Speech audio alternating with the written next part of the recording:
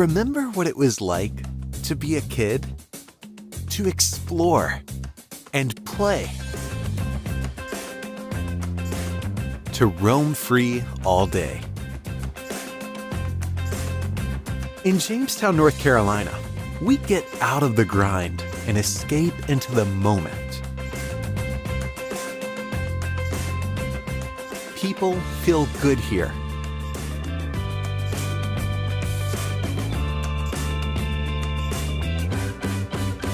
Let loose here.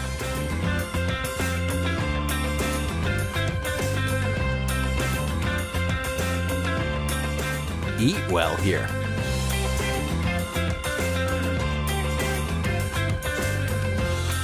Feel swell here.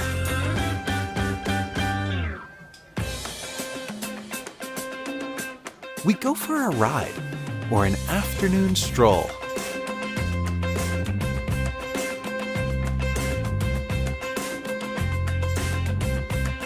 We cheer each other on.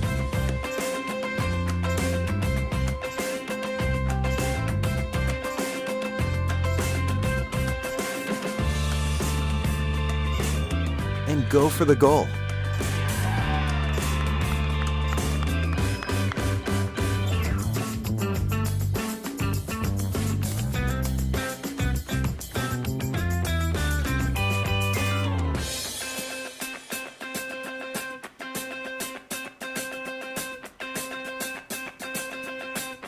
Here, a treasured history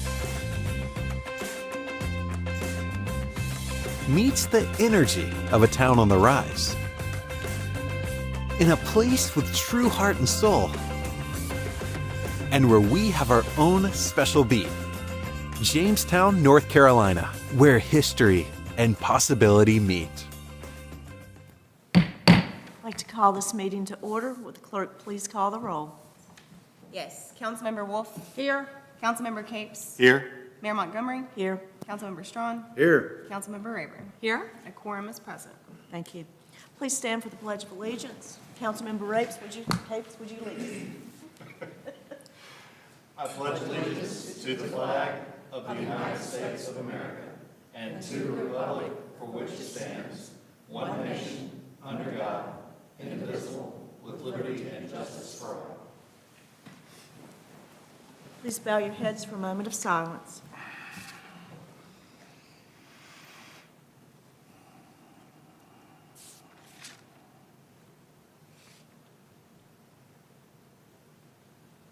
Thank you.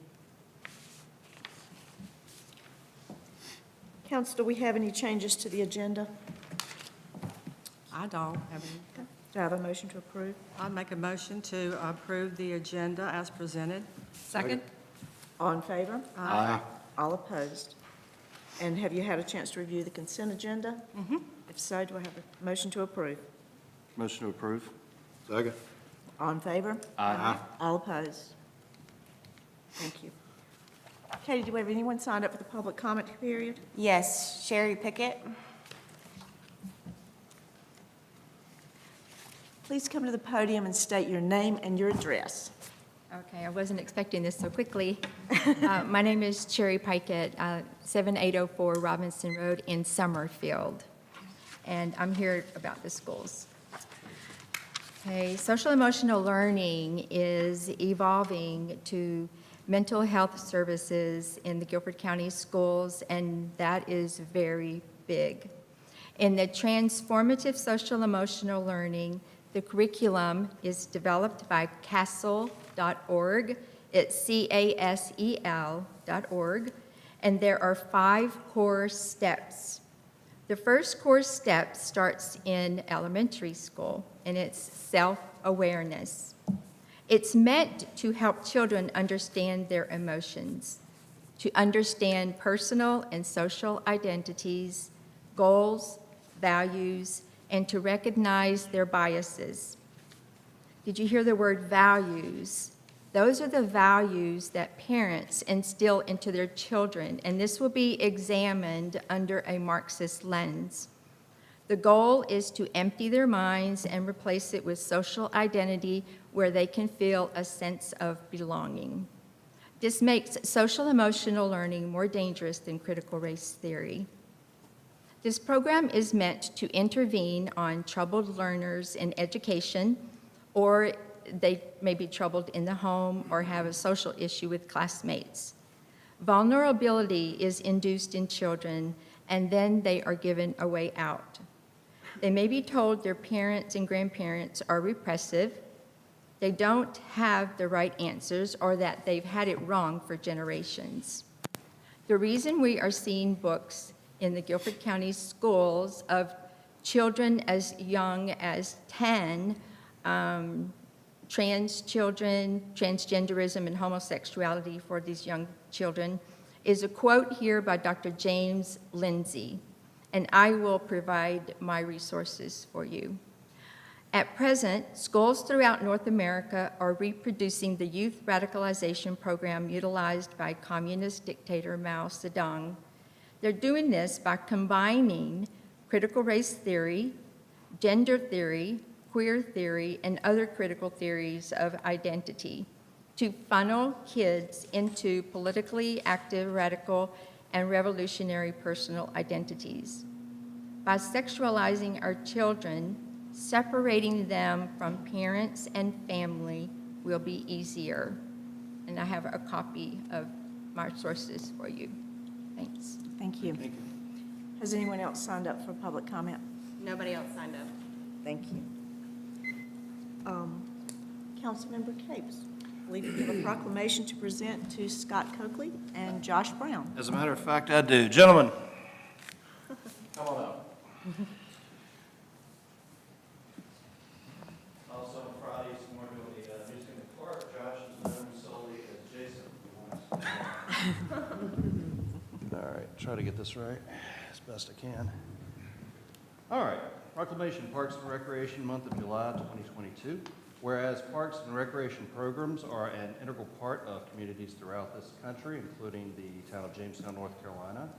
And whereas our parks and recreation are vitally important to establishing and maintaining the quality of life in our communities, ensuring the health of all citizens, and contributing to the economic and environmental well-being of a community and region. And whereas parks and recreation programs build healthy, active communities that aid in the prevention of chronic disease, provide therapeutic recreation services for those who are mentally or physically disabled, and also improve the mental and emotional health of all citizens. And whereas parks and recreation programs increase the community's economic prosperity through increased property values, expansion of the local tax base, increased tourism, the attraction and retention of businesses, and crime reduction. And whereas parks and natural recreation areas improve water quality, protect groundwater, prevent flooding, improve the quality of the air we breathe, provide vegetative buffers to development, and produce habitat for wildlife. And whereas our parks and natural recreation areas ensure an ecological beauty of our community and provide a place for children and adults to connect with nature and recreate outdoors. And whereas the U.S. House of Representatives has designated July as Parks and Recreation Month, and whereas the town of Jamestown recognizes the benefits derived from parks and recreation resources. Now, therefore, I, Councilmember John Capes, on behalf of Lynn Montgomery, Mayor of the town of Jamestown, North Carolina, do hereby proclaim the month of July 2022 as Parks and Recreation Month in the town of Jamestown, and all residents are hereby encouraged to join in. We rise up for Parks and Recreation July 2022, by participating in and experiencing all that public parks and recreation services have to offer, adopted this 19th day of July, 2022. Gentlemen.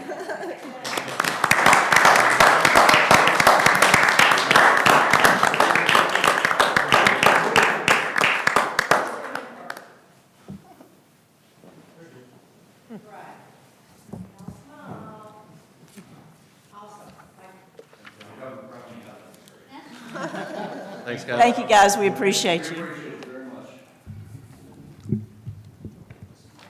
Madam Mayor, I would like to also thank John Capes as our Parks and Rec Council representative and our Parks and Rec Committee of Volunteers, which is Jay McQuillan, Daniel McDaniel, Doug Sampson, Jim Pendry, Charles Clapp, Amy Reese, Denise Bowie, who is here, and Phyllis Bridges, the alternate. I want to publicly thank them for their volunteer service. Hear, hear. Thank you. Speech. You got all the speechifying up there. That's it. Thank you. Mr. Callum, would you come forward as we consider the adoption of the ADA transition plan? Good evening, members of the council, mayor, and manager. Thanks for letting me return tonight and address the adoption of the ADA transition plan. Last month, we presented it. We had some changes that we needed to make, typos, an address change and such as that. Also, a few rewrites. Some of the stuff was not inaccurate, but it just was maybe bleeding in a little bit, so we also done the rewrite on those paragraphs.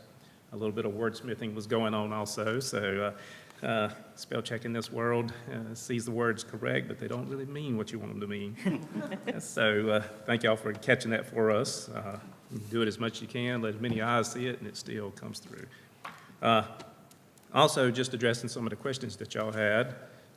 One of the main ones was the elevator, whether or not it had to be addressed if it was not open to the public, and no, if it's not open to the public, then it's not seen as a facility that has to be brought up to ADA standards. So just keep that in mind, that if that changes, then it may, come onto the list, but we did rate that and the library just to let you see what could be done if you needed to or wanted to, but no, if it's not an actual public access, then you do not have to follow through with that. Speaking of the library also, it is historic awareness, or what, it is a historic facility. So again, we did rate it. We did kind of come up with a list of improvements that would be recommended if you wanted to. But again, it does not have to be brought up to ADA standards currently, unless you go in and start making improvements.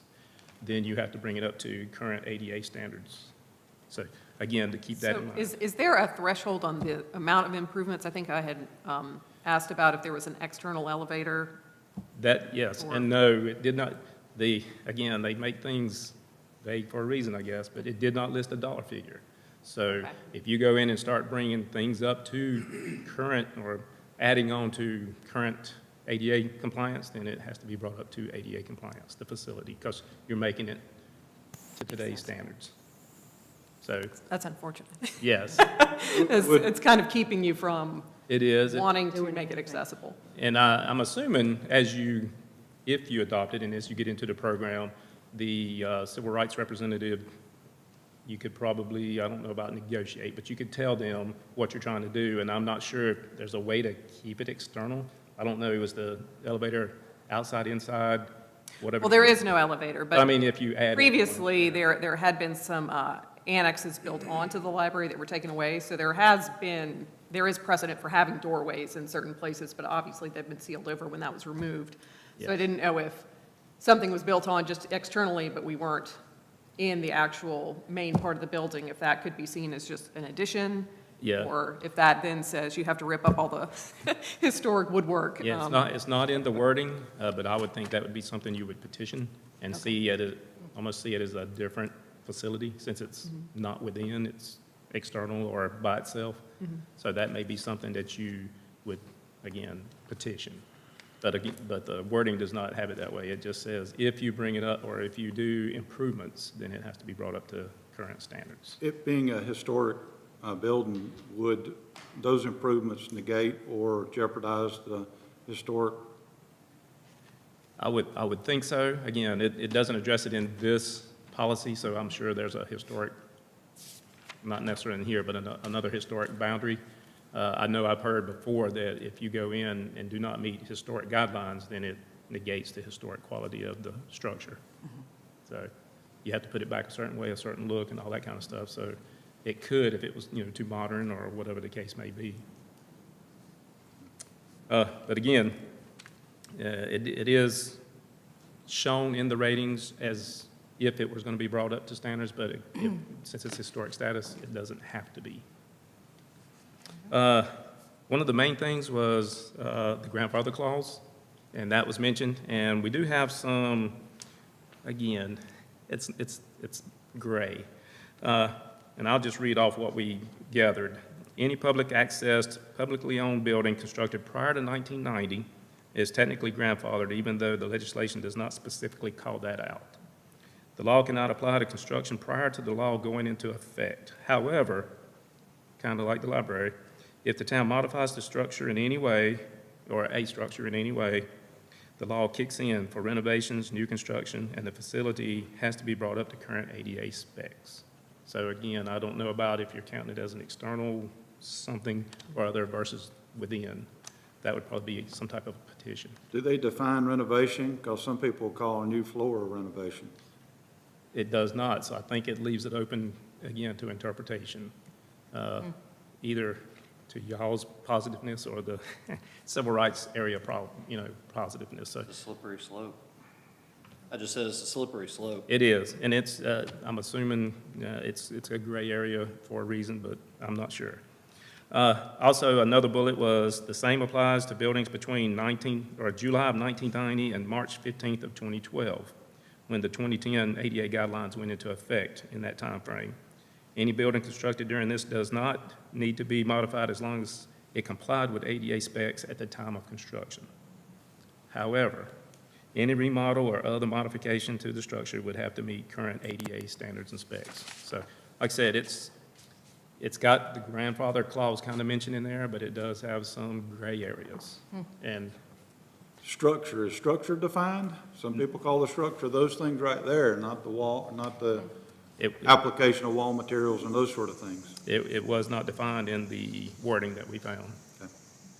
So our recommendation, again, is we've left it in the report so you could have it for future reference, but you do not have to follow through on the ones that the historic facility or if it's not being publicly accessed. We did modify the document for the typos and some of the wording, so that has been taken care of. Yeah, I did go on and saw the revised. It looked like everything we talked about, and the additional for the fire department, exception. Yes. So, yeah, I appreciate it. Also, it looked like everything that we had talked about has been revised. Question answered. About enforcement. Yeah, Beth, do you have anything you want to add to? I don't really have anything to add, except to elaborate a little bit on what you asked about structure and repairs. I think if you were to put in a floor, they wouldn't consider that to be anything that would trigger an updating of our ADA responsibilities. But if you were to, for instance, change a bathroom, then I think you're looking at current ADA standards. Now, if you're looking at the stairwell to get to the floor that you just put in, and you're putting some changes in that stairwell, then of course it's going to have to be brought up to ADA standards. I really think, I think you're right. All of this is a little bit gray area, but I also think common sense usually, not always, prevails. And I think that what I like about this plan is we've identified the areas where we maybe need a little improvement. And of course, if they're grandfathered, it's not anything we would have to do right now, but just something we would have to be aware of. And then anything that we need to do right now, or to just improve general accessibility for the general public, then we've got a plan that we can start doing that. And I think that's the important thing. You've got a plan, you've identified the areas that you feel like need a little bit of work, and you're moving logically and reasonably to get those things done. Just real quick, also some clarification. This is for the town of Jamestown's property. Yes. This has nothing to do with a business or a homeowner or an Airbnb or Verbo or any of those other places that are renting or a business. This is specifically just for the municipal-owned buildings. It is for municipal owned. However, if you rent a building for town use, it also applies to that. So it's being used by the town. Gotcha. So, Okay. Thank you. Any additional questions, council? No? Thank you, sir. sure, thank y'all. Thank you. I would make a motion to adopt the ADA transition plan as presented. Second. All in favor? Aye. All opposed? Thank you. Judy, you're up with the capital project ordinance for Penny Road sidewalk. Good evening, Mayor and Council. We would like to request that a capital project fund be set up as a multi-year fund to budget and count for the revenue and expenditures of the Penny Road sidewalk project. Budget amendment number 2 will budget for the 20% that's required from the town to be transferred into that Penny Road Sidewalk Capital Project Fund. The remaining 80% will come from NCDOT grants. So we would ask you to approve the resolution to adopt the capital project ordinance for Penny Road Sidewalk Project, and also to approve the budget amendment number 2, please. Do you have any questions for Judy, council? I don't, No. Do you have a motion to approve or deny the resolution adopting the capital project? well, I make a motion to approve the resolution adopting a capital project ordinance for the Penny Road Sidewalk Project and budget amendment number 2. Second? All in favor? Aye. All opposed? Thank you. Thank you. Cliff, would you come forward and discuss the Rotary's Christmas parade? It doesn't seem like it should be timed, though, but we'll do this. Are we really doing that again? Is this- Yeah, I'm sorry, I'm always ahead of schedule on this one. Anyway, I'm Cliff Paddock from Jamestown Rotary. Once again, here on behalf of our club and our co-sponsors to ask for your approval of our Christmas parade permit for Sunday, December 4th. And as part of that approval, we're asking that the town once again provide the support you have in the past in the form of postage for our mailings, reimbursement for the cost of sheriff's deputies to provide security and traffic control at the event, and then most important perhaps, allowing the town staff to provide the support that they've given us in the past, which is vital to having this event. So I'm here to answer any questions. I would just like to say, I think that the Christmas parade is a town gem. People come from all over to see what Jamestown offers, and you guys have always put on a wonderful show. So, and I think everybody enjoys it, plumb down to the overhanded candy tossing. Well, thank you very much. I do. We enjoy it too. And I thank Jamestown Rotary Club for doing that every year, and it certainly is, a lot of people tell me they look forward to, that's the tradition, the start of the holiday. Starts. Is where the parade goes. And thank you guys for doing the golf tournament too. How much did y'all raise for Lisa's kids? I think the net was about 13,000. That's awesome. Nice. Yeah, good for you. So, Good for, yeah. awesome. And by the way, we can thank Ross and his staff at the golf course. They've Yeah. got the place in great shape, and they did a real good job on our tournament. So thank you. Thank It was Ross really or nice, whoever. yeah. Okay. Thank you, Cliff. Thanks, Cliff. Do I have a motion to approve or deny the special events permit request? Motion to, go ahead, please. Move to approve the special events permit request and reimburse the Rotary Club for the requested cost. Second? All in favor? Aye. All opposed? Thank you very Thank you. Thanks, Cliff. Matthew, would you discuss the property at Westgate City Boulevard? Sure. Good evening, Mayor and Council. Pinecross Sedgefield Fire District conducted a study for their service area recently, which identified the need for a potential future station along the Westgate City Boulevard, former High Point Road area corridor. Chief Carson had been working with NCDOT to discuss the possibility of acquiring the parcel located at 6007 Westgate City Boulevard. We found out that DOT can donate land for public uses to municipalities, and Chief Carson subsequently asked the town of Jamestown to assist in that process. The town would like to ask the council to formally accept the donation of this land and then request that the town council authorize myself and the town attorney to begin drafting a long-term lease for the property for Pinecroft Sedgefield to begin utilizing this site for the future development of a facility. If you have any questions about that, I'd be glad to answer them. Just some quick ones. Sure. What kind of expense are we going to have? Is that a drainage pond? The picture that I'm looking at? And Paul, you might be able to better answer this. I know there was an existing feature. Is that a catch basin or something? I honestly haven't studied it. It probably was a temporary device that was there for construction. In maintaining something like that until Pinecroft or the county or whoever is going to build or renovate it, is that going to be a substantial cost for us if it goes flooding or stops up or? Watershed rules, currently with any significant impervious surface will require some type of water quality device. So I would say this would get reconfigured in a suitable location on this property. I have not really looked at this property topographically very much, but part of the site design, site development would be to reconfigure the detention feature and position it out of the way, to address all the water quality issues that are required. The reason I asked about the expenses, I travel Guilford College quite a bit, and that catch basin just down the hill in that long stretch where you get GTCC or Guilford Road, I see a backhoe backed in there all the time, and they're always repairing that thing. And I can't imagine that's inexpensive, and I don't know, I know it's not us, but I don't know what kind of money the state's got dumped into that, and I just wouldn't want to adopt something like this and take it in and us not having looked at it and said, yeah, there's not going to be any problems. So, Because a backhoe is not cheap. right, so the A site. trackhoe, not a backhoe. The site would be leased to Pinecroft Sedgefield, most likely for a minimal amount per year. Long-term lease, they would design and be responsible for maintaining the site into the future, and we can put that into the agreement as necessary, at Beth's discretion. But it would be their site.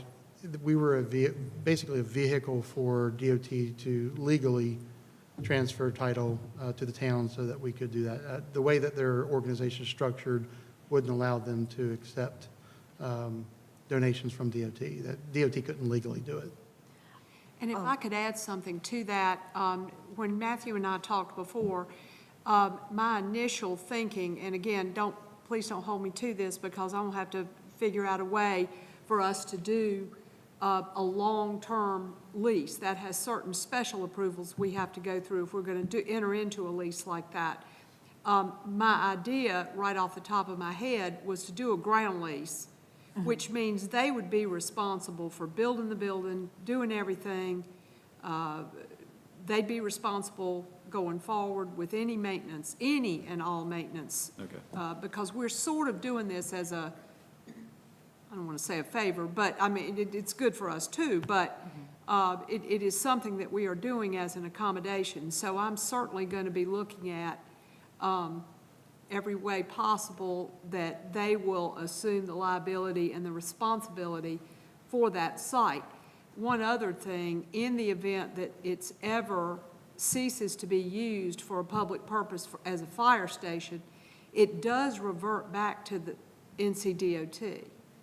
So we truly, truly do not have a dog in this fight. Okay. So anything that I'm drafting will be, much as I can, protecting the town and shifting the responsibility to Pinecroft Sedgefield, which I'm sure they understand. Yeah. That that's the way it's got to be. Well, thank you for explaining it that way. Chief, please don't think that I'm trying to keep us from helping you guys expand. It's just, I've seen that thing up there being worked on, seems like every other day, because of the whatever problems they've had. I know one time it just completely broke out the back end of it, and to assume that that is one here, I didn't want to see that same sort of. Yeah, there's not a retention pond on that site. That's just a drain, a rock drain basin coming off of there. Gotcha, so that's even better. The color looks on that picture like it could be, but yeah, it's a grass. Next time you see me digging a hole like that, holler at me. I don't know if it, just so there's no confusion with people out there that are not here who are watching tonight, that they realize this doesn't have anything to do with Station 46. This is with 23, and That is a so, very appropriate comment. It does not have anything to do with the Station 46, which is the station that is here on this property right behind Town Hall. They are looking at some renovation possibilities over there in the coming year or so. They've hired an architect to help them with that. But that is a separate issue altogether. We are truly just, as we have a good partnership with Pinecroft Sedgefield, they approached us to assist them in securing a site for a future. I thought it might be good that everybody understands that. Sure, sure. Any other Any questions? questions? Other questions? I like the noise that's behind us, but other than that. Swallows in the chimney. Okay, do I have a motion to approve this? Motion to approve. Second. All in favor? Aye. All opposed? Thank And I you. assume that also means to ask a manager and the town attorney to move forward with that drafting of a lease. Yes, Okay, thank you. Yeah, what he said. perfect. Thank Do you. you need us to restate that? Yeah, I think that would be good. Okay. Let's see here. The town attorney to begin drafting a long-term lease for Pinecroft Sedgefield Fire Department. Make that motion for that piece of property, And to authorize the town manager and to authorize the town manager and the town attorney and the town attorney. to begin drafting the long-term lease agreement. I can't Second. hear half of what she's saying. All in favor? Aye. All opposed? Thank you. Thank you. And Matthew, you have your manager's report. Absolutely. Music in the park. I want to say, first of all, and I don't know if Scott and Josh are still here, but Scott and Josh and Sonny Cash, the public services employee who was helping out at that event, did a fantastic job. I've heard nothing but compliments. I've heard lots of good feedback about Special Occasion Band. Oh, yeah. And there was well attended, I understand. Music in the Park this month in August is going to be held on Tuesday, August the 2nd. Will feature AM Rodeo. They're a duo, piano and guitar.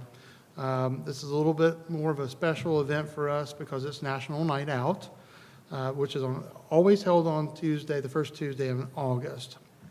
This is a chance for our community to engage with the first responders and other civic organizations, churches, and those types of folks. So we're going to have a good evening. Music begins at 6 p.m. and we conclude around 9 p.m. for this event. If you have any questions or comments, you can direct them towards myself, or you can find information on our Facebook page, events. As a part of the 2022-2023 budget, the town will begin working on transitioning to the methods that we use to pick up solid waste, to utilize carts, similar to the way that recycling is being picked up now. This will be a transition that will take some time. I've seen some comments out in the public that wanted to know how fast this would occur. It will take some time. We're expecting that to be late spring, early summer of 2023 before we get all the parts and pieces in place. We're going to certainly work on public announcements. We'll keep everybody in the loop, bringing the council and the public more information as that comes up. Paul and I have already started reaching out to some of the communities that would be more significantly affected by that. So we're having meetings set up with them to discuss that transition. We've begun to utilize the new marketing video. I know that those of you who are watching from home have seen it right at the beginning of this meeting. But as you go back on the YouTube channel and watch this meeting, you'll see that marketing video preceding each of our council meetings. The golf course has just recently completed aerification of their greens on Tuesday, July 12th. I did want to say a lot of thanks to Jamie Claybrook and his staff for keeping the greens in excellent condition. I have heard lots of compliments coming out of the golfing community about the greens. There were some times that they had to do some maintenance to those. They got the fertilizer in, and it has really made the greens very healthy. So I just wanted to thank him. Ross is taking reservations for golf tournaments. I know Martha did explain that there was a recent Rotary golf outing. So please, if you have questions about making reservations for golf tournaments, please reach out to Ross at the Pro Shop.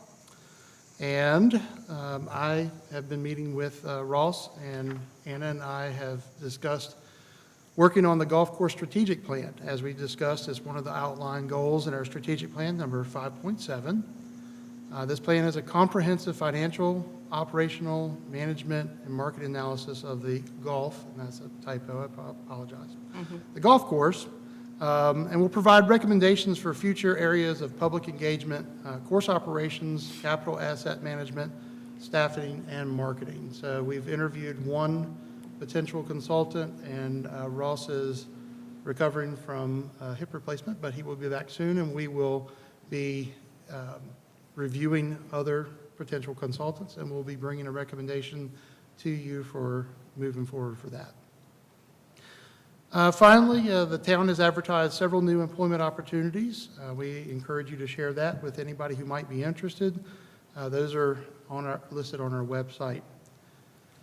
And now, this is something that is not listed in the manager's report, but it is with great pleasure that I can announce that the town of Jamestown has received the Government Finance Officer Association, that's GFOA, Certificate of Achievement for Excellence in Financial Reporting for the 15th consecutive year. Woo-hoo! This is the highest form of recognition in governmental accounting and financial reporting from the GFOA, and its attainment represents a significant accomplishment by the local government and its financial and management team. The comprehensive annual report has been judged by an impartial panel to meet the highest standards of the program, which includes demonstrating a constructive, quote, spirit of full disclosure, end quote, to clearly communicate the town's financial story and motivate potential users and user groups to read the report. We owe a tremendous amount of thanks to Judy Gallman, our finance director, and her staff for their continuous hard work in maintaining the standard of excellence, transparency, and accuracy in our financial reporting. Mayor, I'm going to turn the mic over to you. Thank you. Judy, would you join me at the podium? This is quick, don't worry. The Government Finance Officers Association presents a Certificate of Achievement for Excellence in Financial Reporting, presented to the town of Jamestown, which means Judy and Faith and their staff, for its annual comprehensive financial report for the fiscal year ended June 30th, 2021. Thank you. Thank you. For the 15th year.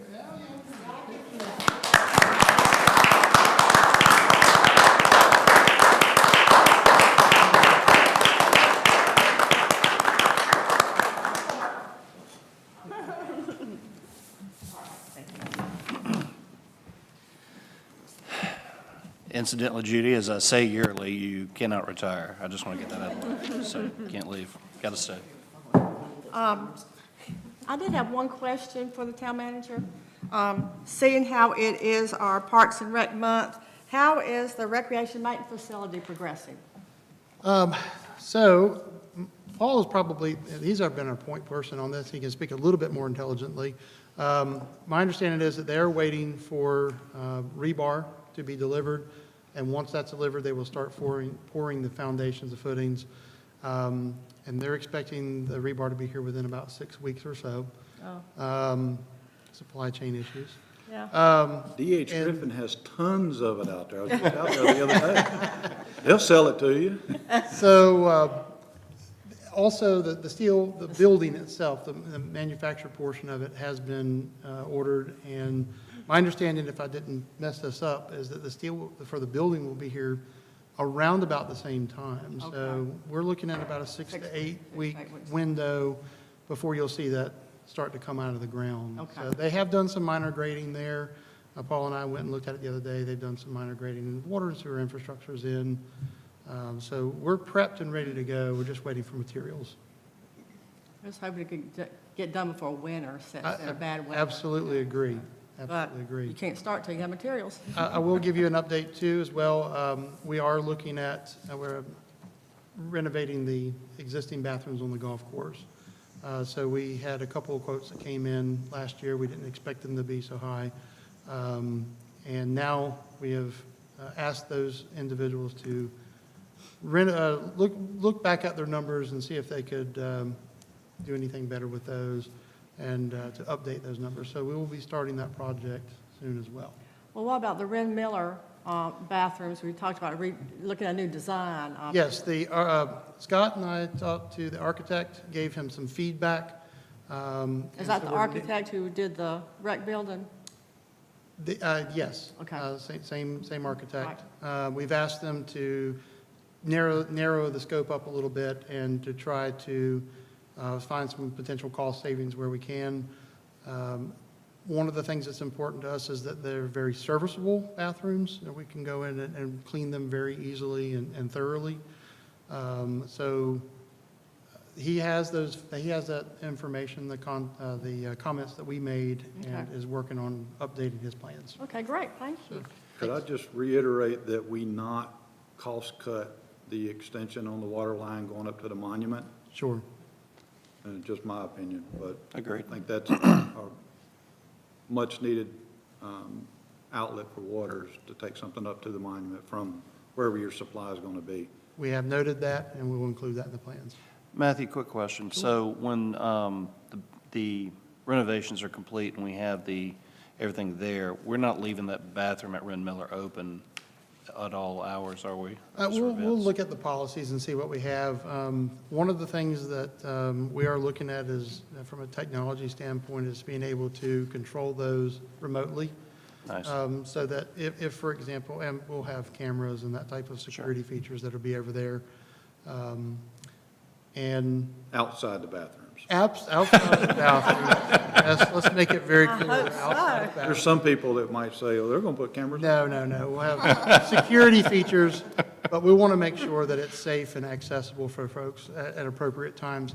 I will say that our Parks and Recreation staff get here very, very early in the morning, and oftentimes stay late in the evening. So we will make sure that the schedule is adaptable to users.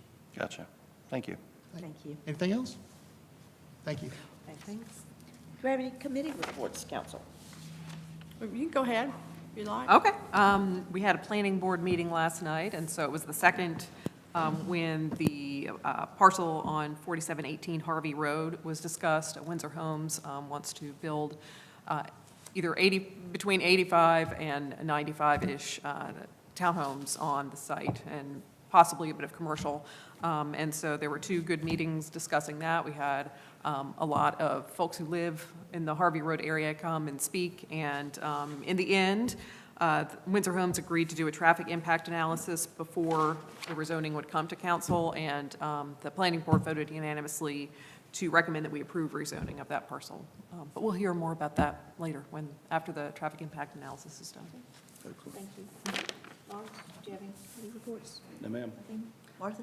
We did have a TAC meeting on June the 28th, and a presentation was given by Andrew Edmonds, who's the transportation planner on the High Point MPO, and I think he's on the bicycle pedestrian steering committee as well.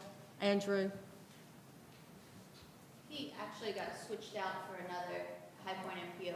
Oh, did he? Who's replaced him? I can't. Okay, it's fine. But I brought this presentation, I was going to give it to y'all too. It's on the bipartisan infrastructure bill and the law that was passed, but it gives all the information about the grant opportunities, which are numerous. But both Andrew and Greg said if the town has any projects they thought might come under that, so please contact them. They would help guide us through any process. So I'll leave that with you guys. Wright Archer did report that the Lydia Sidewalk project is estimated to completed August 31st. And then, of course, last month I gave the report about DOT's findings on East Fork Road, and if you've been there, you see that work has been done. And the chevrons do bring attention to those two curves. So, and the Mendenhall Crosswalk, of course, is under construction. And with the recent passing of the state budget, there is a provision dedicating a portion of the state's sales tax revenue to the Highway Trust Fund, which increases the amount of funding available for the 2024-2033 state transportation improvement projects. And they said, while this additional funding will not overcome all the cost increases and the estimate increases, it will lessen the impact. So we should be able to continue to see our DOT projects going. The Jamestown bypass is scheduled for completion, as we've been saying, October 2023, but it is ahead of schedule, and DOT is hopeful completion in the spring of 2023. That'd be nice. And I did get permission to announce that. So. And then Wright told me that DOT has just processed the final payment, invoice payment on the East Fork Road pedestrian project, and they're waiting for that payment to clear. So the last step is a cost-sharing worksheet, but he said this project should be closed out by our next council meeting, which would be awesome. And there's no meetings in July for that group. That's it. And Martha, it's John Haynes is the Okay, representative. I know John, right. Mm-hmm. Katie, did we have anyone signed up for a public comment period? Nobody signed up. Any other business, council? I have a few things I'd like to say, but All good? Okay. You Well, I was just going to ask. Ladies first. Oh, thank you. I was just going to ask, we approved the special event permit for that 5K dog walk last time. Have they gotten approval from DOT and their certificate of insurance? So Scott and I did meet with Kara McBurney, and they are in the process of doing that now. Okay. I asked her if she, once she gets all of that information together, they're going to work on getting their insurance forms and all the documentation. We will meet again with her supervisor as well, and we'll discuss all the intricacies of conducting that event. Okay, it's for September, isn't it? The event? September 16th, if I remember correctly. Okay. It's a Friday. And they're encouraging people who participate in that and they're looking for sponsors, local businesses to assist with that, maybe to incentivize people to visit our local businesses as well.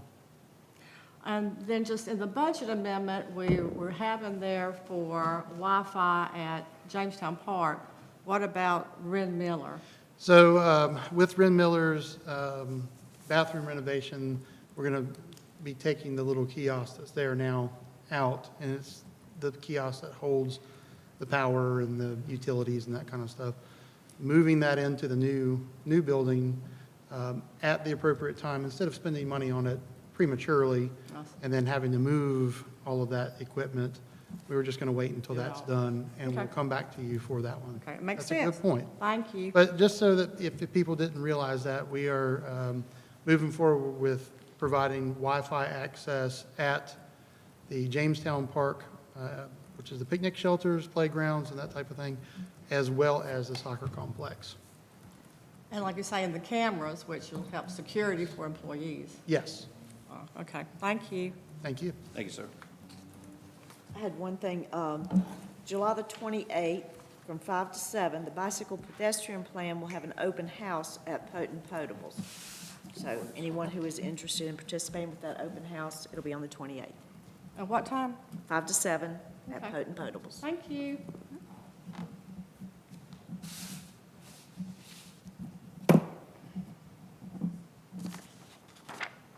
Mr. Rayburn, do you have anything? No. John? No, sir. Okay, I'm expressing an opinion here based on some information that I understand that's out there that implies certain things about this council and about their dealings and when it comes to the budget. I would appreciate that if certain writers that put information out would give a full picture of what we actually entertain when we put together a budget or when the staff puts together a budget, and then we go through it nitpicking and look at line by line by line. A lot of times it just seems like we are pictured as just signing off on it, be done with it. If certain writers understood how many meetings and how many briefings and the actual input that council has along with staff, I think they'd get the public would get a better view and picture of what we actually do when it comes to putting together a budget. There were things that have been mentioned about cost increases and that, our estimations are 20% above or whatever the actual numbers would actually be. It's difficult for us or staff to sit and say what a piece of furniture is going to cost or a building's going to cost 6 months from now. So there's always going to be some wiggle room, even if if it costs us more, we're prepared. If it costs us less, then the public's better off. So I would like to just see, a better picture when somebody writes about what we do. We have nothing to gain from revenue increase. We are unpaid volunteers. We do this because we want to do it, and we put in many, many, many hours.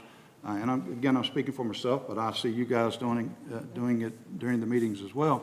We put in many, many hours to make sure that what we vote for and what we spend is the least amount that we can. One of the comments has been that it would appear that the town of Jamestown increased taxes, but we didn't. We held the line as it was, even though things do cost more. But if you look at your tax bill and you understand state law, this particular writer wrote what all of us pay. I don't mind showing my tax bill. But if you look at the back of it, if this writer would indicate and show people the full story again, it would show that if you don't feel comfortable or don't agree with your tax bill, you have the right.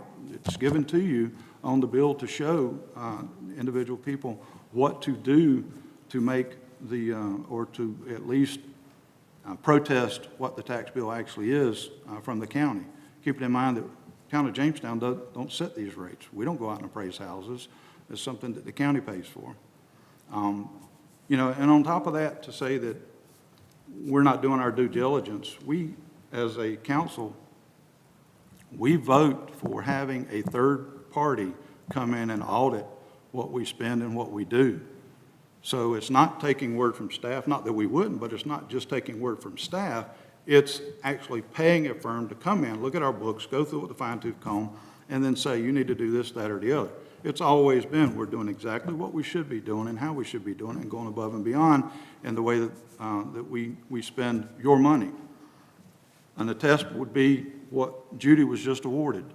Those things don't come easy, and for it just to seem that it's always negative against the council, we're not here to do anything that is bad for Jamestown. We live here. Most of us, I think, are probably going to die here. So it's not an issue of let's just do it and run. We're not voting in D.C. for something that happens back in town. We're in town voting for things that happen here that affect us as well. And I would just like for people to understand that and not just hear certain bits of information that tend to only get out there. So I'll step off my box. I just felt like things like that needed to be said. Yes. First of all, thank you very much for those comments. I will reiterate that the staff here do a tremendous job. They work very, very hard, as you said, as you can attest to Judy's 15th consecutive award for excellence in governmental financial reporting.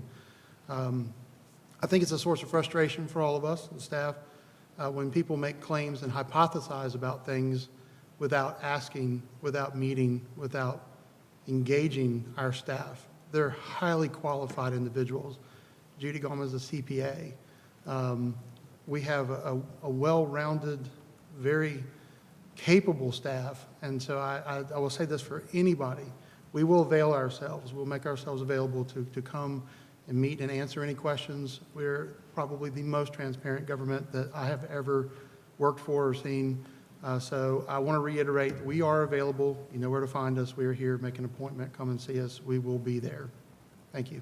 Thank you, Matthew. And as a promise to the public, I know a lot of people out there don't know me or know a lot of my background, but if I thought that we were doing something that was inappropriate or any individual person inappropriate, I think the folks that know me here, and I'll be the first one to scream it out. So. We know that. Well said. Council, do I have a motion to go into closed session Motion to go into closed session to discuss a personnel matter? to discuss a personal matter. Second. All in favor? Aye. All opposed? Thank you.